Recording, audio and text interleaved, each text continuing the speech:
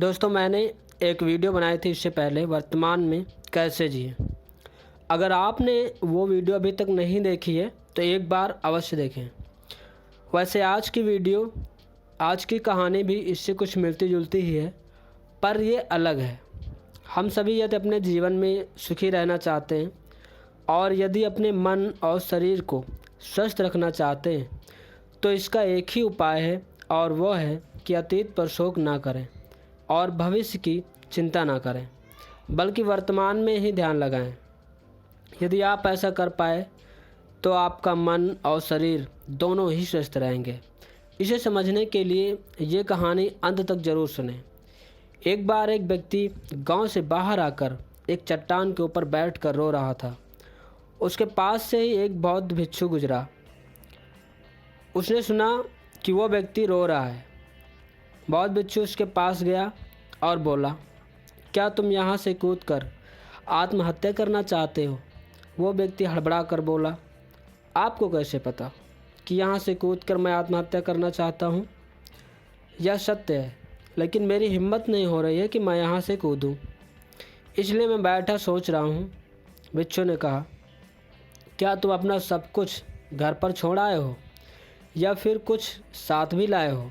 व्यक्ति ने कहा, नहीं, मैं सब कुछ छोड़ कर आया हूँ, मेरा सब कुछ घर पर ही है।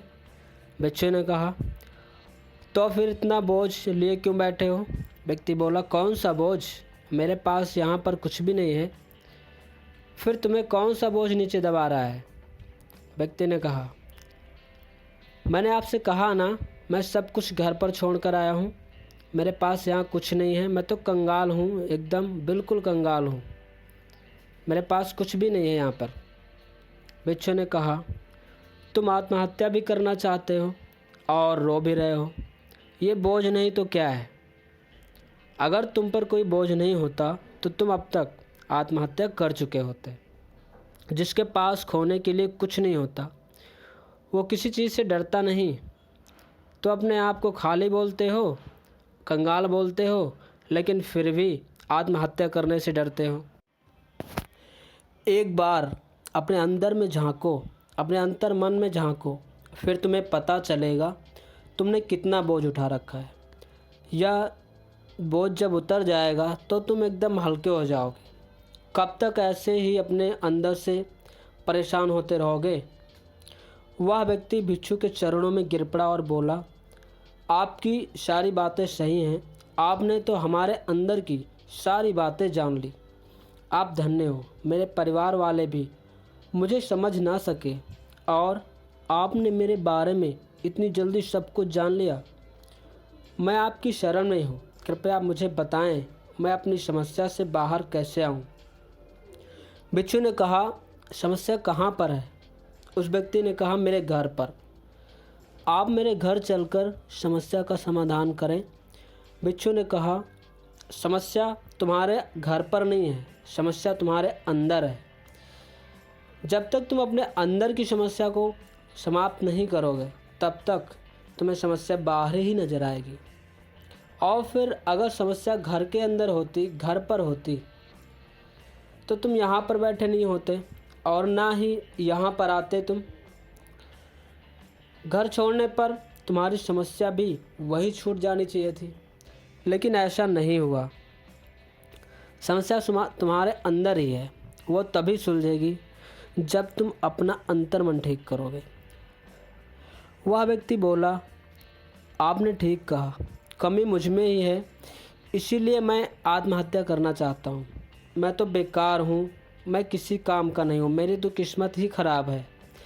मैं जो कुछ भी करने की सोचता हूँ वो काम ही बिगड़ जाता है, जिस चीज़ को हाथ लगाता हूँ वो भी ख़राब हो जाता है।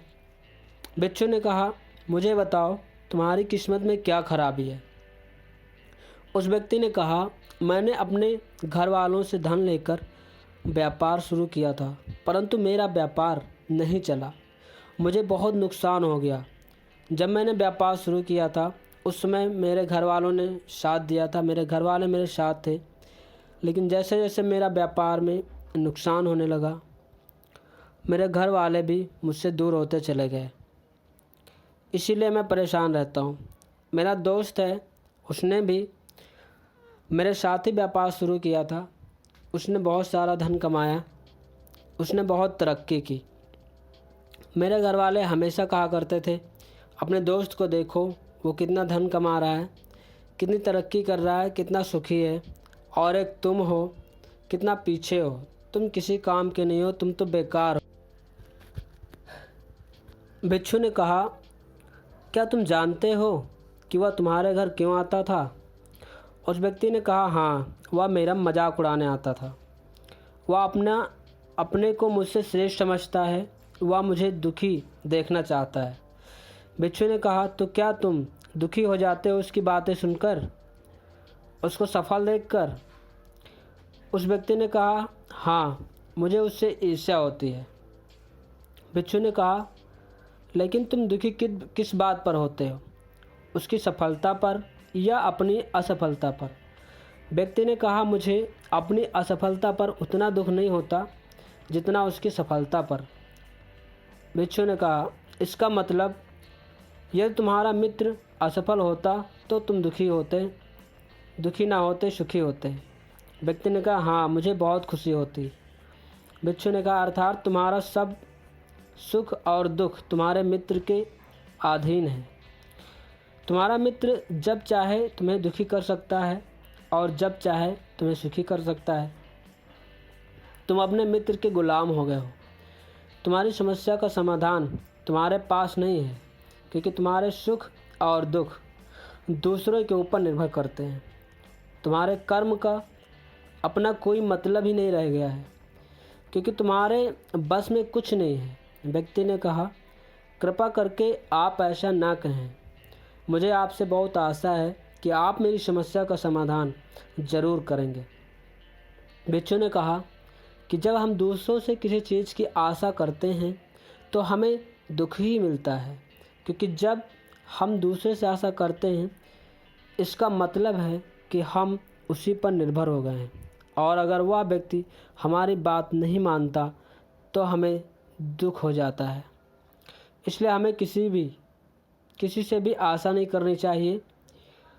अब अगर मैं तुम्हें कोई उपाय ना बताऊं तो तुम निराश हो जाओगे, तुम्हें बहुत दुख होगा। इसलिए तुम्हें सिर्फ अपने से ही आशा रखनी चाहिए। ऐसा करने से ही तुम्हें सफलता मिलेगी।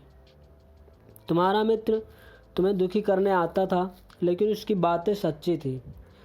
उसने अपने व्यापार में कैसे संघर्ष किया, कैसे अपने व्यापार में उसने धन कमाया, यही तुमसे बताता था।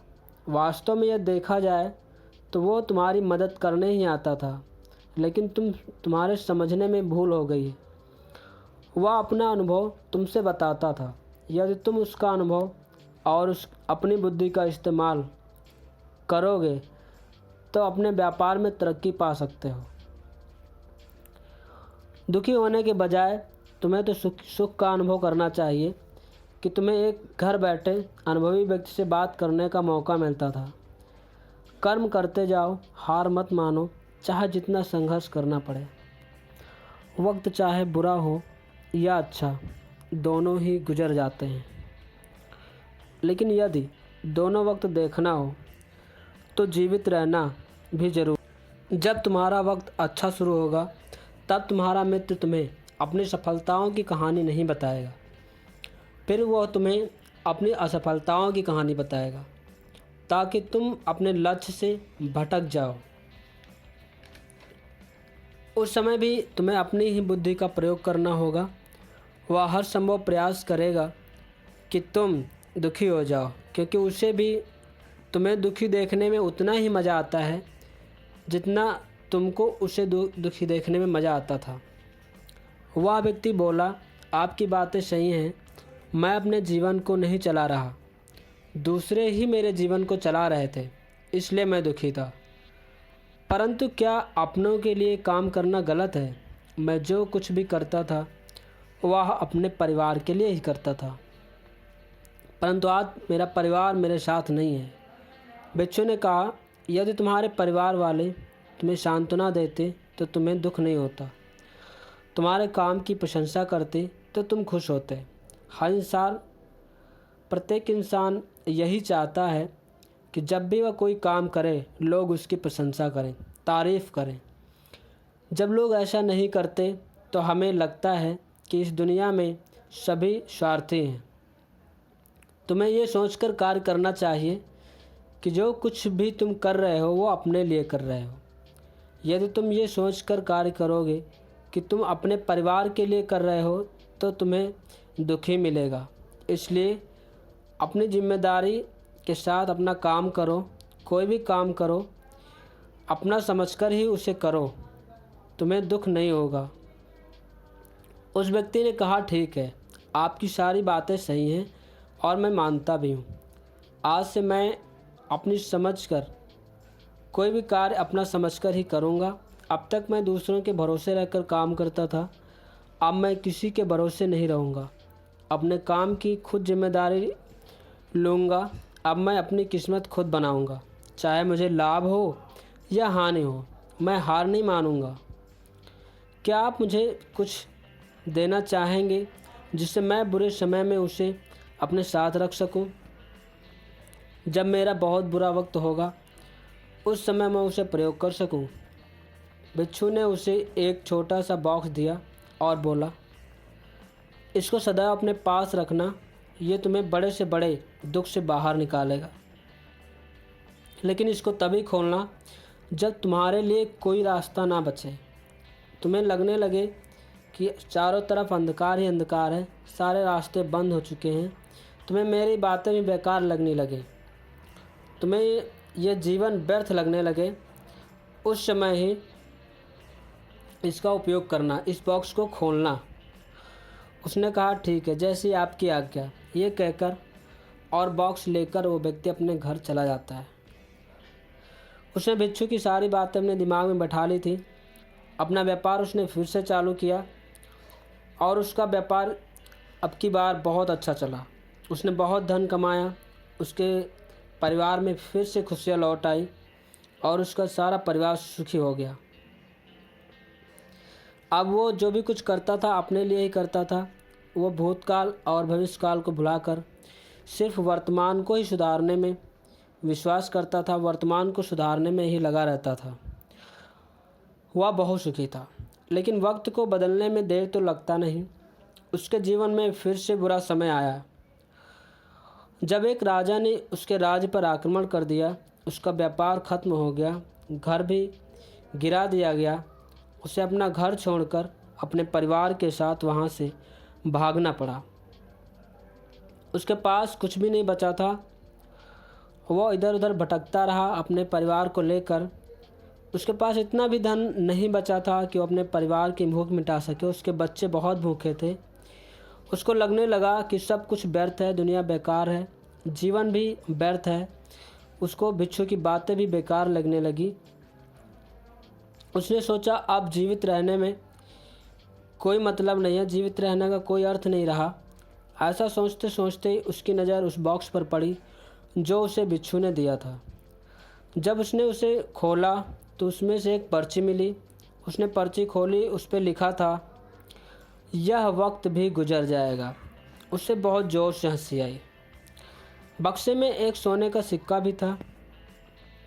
उस सिक्के से उसने अपने जीवन की फिर से शुरुआत की और अपने व्यापार को उसी सिक्के से स्टार्ट किया। कुछ दिनों के बाद उसने फिर से धन इकट्ठा किया, बहुत धन कमाया और फिर से उसका जीवन सुखी हो गया। दोस्तों, हो सकता है आपके जीवन में भी कभी ऐसा समय आए जब आपको लगने लगे सब कुछ बेकार है, सब व्यर्थ है, ये जीवन भी बेकार है, ये सारी दुनिया बेकार है और ये कहानी भी आपको बेकार लगने लगी। मतलब सब कुछ आपको बेकार ही बेकार नज़र आने लगे, अंधकार ही अंधकार नज़र आने लगे। तब आप भी एक बात हमेशा याद रखना, ये समय भी गुजर जाएगा। हो सकता है उस समय आपके पास सोने का सिक्का ना हो जिससे आप अपने नए जीवन की शुरुआत कर सकें, लेकिन हिम्मत तो आपके पास होगी ना। आप उस समय हिम्मत मत हारना, मन से हार मत मानना। आप फिर से एक नई ज़िंदगी की शुरुआत कर पाएंगे और फिर से आपको सफलता ज़रूर मिलेगी। आपने इस कहानी को इतने ध्यानपूर्वक सुना, अपना कीमती समय दिया, उसके लिए आपका बहुत बहुत धन्यवाद। Thank you so much.